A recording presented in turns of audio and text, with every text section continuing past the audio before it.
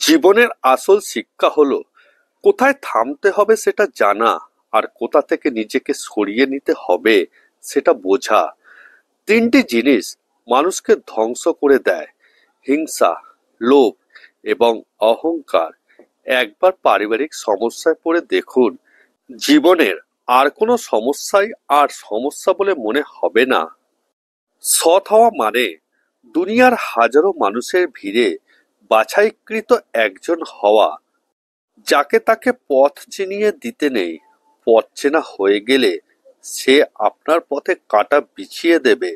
স্বার্থ শেষ হলে মানুষের আসল চরিত্র প্রকাশ পায়। আমি স্বার্থপর নই, শুধু তাদের থেকে দূরে সরে যাই যাদের কাছে আমার কোনো মূল্য নেই। হাতের আঘাত শরীরে লাগে, কিন্তু কথার আঘাত মনে লাগে। আসলে কেউ কাউকে ভোলে না, প্রয়োজন ফুরিয়ে গেলে যোগাযোগটা বন্ধ করে দেয়। সৌন্দর্য নয়, মায়ায় আটকে যাওয়ার নামই হলো ভালোবাসা।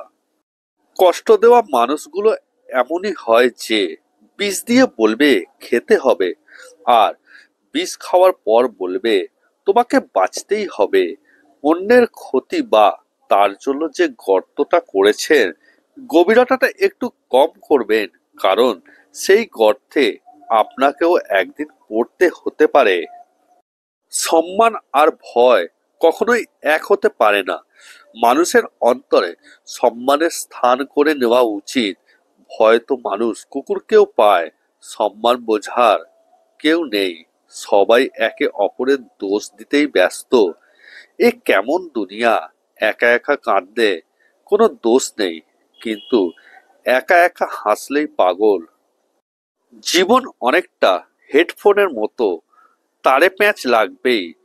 ধৈর্য ধরে খুলে ব্যবহার করতে পারলেই জীবন সহজ।